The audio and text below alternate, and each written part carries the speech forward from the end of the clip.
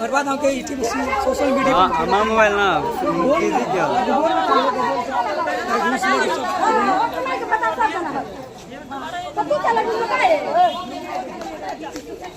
नमस्कार, मैं हूं मदन राज और आप देख रहे हैं राज तक न्यूज।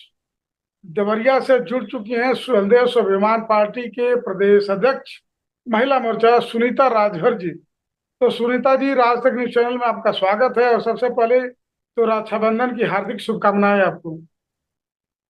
सबसे पहले तो बहुत बहुत धन्यवाद आपको और रक्षाबंधन की ढेर सारी शुभकामनाएं। आपको बहुत बहुत बधाई। हमेशा आप स्वस्थ रहें, खुश रहें, ईश्वर से यही प्रार्थना है। और देश और प्रदेश के सभी भाइयों को रक्षाबंधन की ढेर सारी शुभकामनाएं मेरे तरफ से और बहुत बहुत बधाई। सुनीता जी, हमारा सवाल है कि आप रक्षाबंधन से पहले क्या हंगामा करने की जरूरत थी? आप चली गई देवरिया एसपी कार्यालय, मामला था क्या? देखिए मदन जी, मैं आपको बता दूं कि ठीक 27-28 दिन पहले एक हत्या हुई थी। मेरे ही बगल का एक गांव है, ग्राम मठिया, और उसकी वहां पे एक अपने ही समाज, राजभर समाज की लड़की की शादी बरसी पार में हुई थी विगत 4 साल पहले।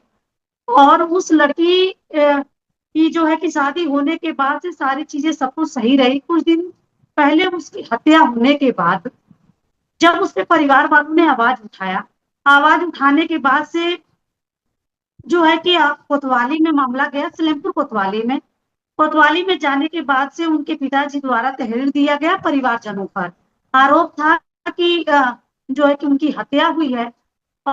और जब वो सारी चीजें हमारे यहाँ थाने पर पता चल गया, कोतवाली में जब पता चल गया, चलने के बाद मुझे हंगामा इसलिए करना पड़ा क्योंकि लीपा पोती करने के जो प्रशासन कर रही थी उस चीज को लेकर के मुझे हंगामा करना पड़ा। और वो हत्या को ये लोग आत्महत्या बताने की चक्कर में पूरी तरीके से प्रशासन अपना जोर लगाती थी और मैं जोर लगाती थी कि नहीं ये हत्या है, और प्रशासन जोर लगा रही है कि नहीं वो आत्महत्या है। बस मदन जी, इसी 2 बातों को लेकर के हमारी लगातार सीओ से जो है कि आज 17 दिन से लगातार नोकझोंक हो रही है जी। तो सुनीता जी, जिनकी हत्या हुई है, जिन पर आरोप लग रहा है, आपके अनुसार जो बता रहे हैं, तो आरोपी है लोग कहाँ के और आखिर में हत्या का रीजन क्या है जिस हिसाब से आप बता रही हैं? देखिए, मैं बता दूं कि एक बहुत बड़ा अभिशाप अपने समाज में है, जो दहेज प्रथा जिसका नाम दिया जा रहा है। और जो है कि वो लड़की सारी चीजें ठीक ठाक था, सब कुछ, और अंदर से ही उसको कहीं ना कहीं घर वाले लोग परेशान करते रहे होंगे। और वो बहुत ज्यादा परेशान होने के बाद से वो अपने घर पे बात भी की है उसके सुबह आने के लिए कि मैं घर आऊंगी। और जैसे उनका भाई जब फोन करता है तो एक बार बस वो 2 सेकंड के लिए बात करती हैं। बात करने के बाद सब कुछ नॉर्मल ही रहता है, बातचीत होती है। और उसके सुबह ही फोन जो है कि लड़की का हस्बैंड करता है और कहता है कि तुम्हारी बहन जहर खा करके आत्महत्या कर ली है।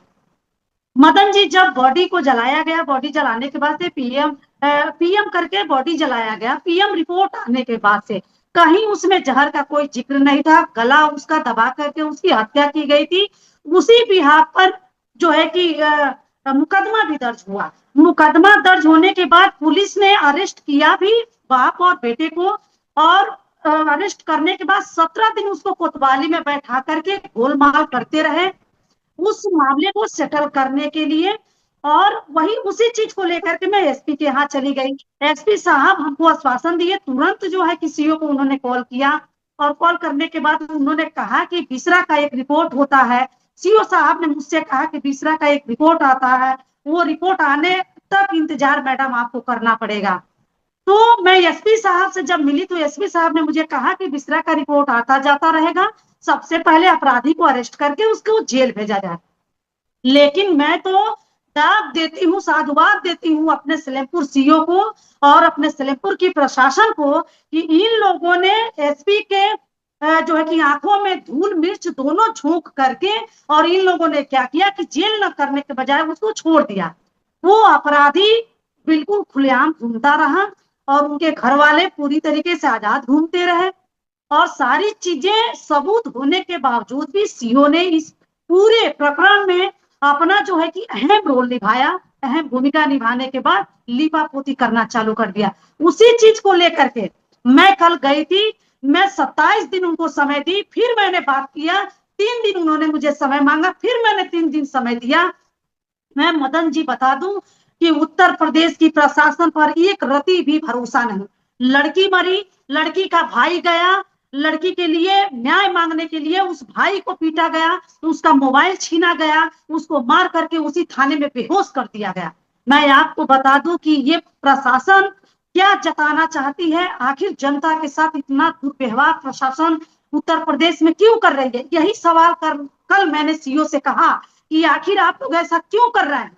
अगर आप लोगों को पैसा लेना था तो ये पूरा प्रकरण पैसा लेने को लेकर के हुआ कि पूरी मोटी रकम लेकर के इस पूरे केस को जो है कि दबाने का प्रयास किया जा रहा है ताकि उस बेटी को न्याय ना मिल सके।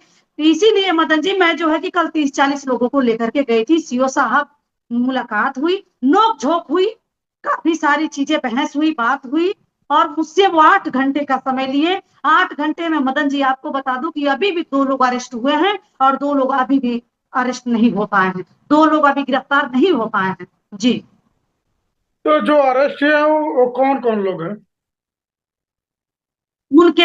उस लड़की के पति और उनके ससुर गिरफ्तार हैं और बाकी के लोग फरार हैं अभी।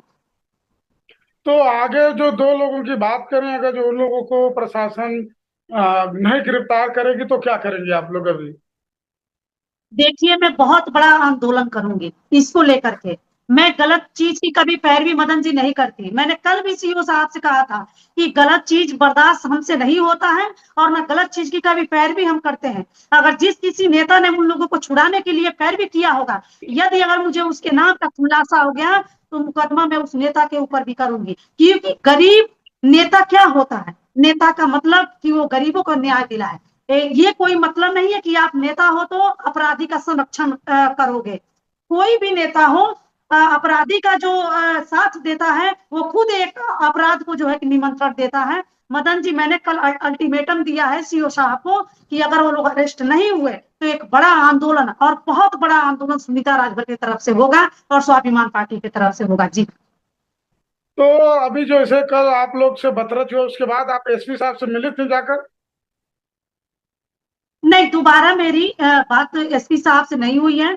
चूंकि सीओ साहब ने मुझे आश्वासन दिया है कि मुझे मात्र मैडम आप 8 घंटे का समय दीजिए। मैंने 8 घंटे का उनको समय दिया है। 8 घंटे के बाद अभी सीओ से मॉर्निंग में मेरी बात हुई है। उन्होंने कहा है कि 2 लोग गिरफ्तार हो गए हैं मैम, और 2 लोग जैसे ही गिरफ्तार होते हैं मैं तुरंत खुद ही पहुंचूंगी सीओ साहब से मुलाकात करने के लिए। जी, आखिरी सवाल मैम, क्या उत्तर प्रदेश में जिस तरह बता रहे हैं कानून का डर नहीं रह गया?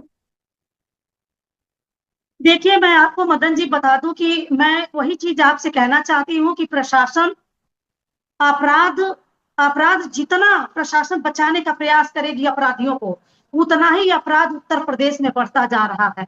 और ये सच्चाई है कि उत्तर प्रदेश में अपराधियों को बचाया जा रहा है। जिस प्रकार से मेरे सामने और एक नेता को झांसा प्रशासन ने दिया, मैं लगातार सीओ से बात करती रही। सीओ ने कहा कि मैं जेल कर दिया हूं।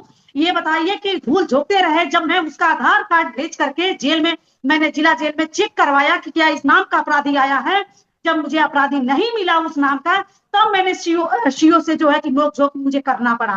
तो कहीं ना कहीं प्रशासन जब अपराधी को बचाने का प्रयास करेगी तो ऐसे में आप कुछ उम्मीद प्रशासन से नहीं कर सकते हैं।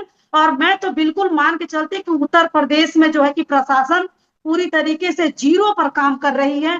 कोई गरीब जनता के साथ जो है कि न थाने में, न कोतवाली में, न तहसील में अच्छे से ना कोई पेश आ रहा है। तुरंत कोई अपनी केस लेकर के जा रहा है, उसको मारो, भगाओ, प्रताड़ित करो, परेशान करो, ये प्रशासन का काम अब रह गया है मदन जी उत्तर प्रदेश में। तो पूरी तरीके से कानून व्यवस्था उत्तर प्रदेश में मुझे ध्वस्त नजर आ रही है जी। तो चलिए ठीक मैम, चैनल को समय दी इसके लिए बहुत बहुत धन्यवाद। चलिए, बहुत बहुत आपको धन्यवाद मदन जी।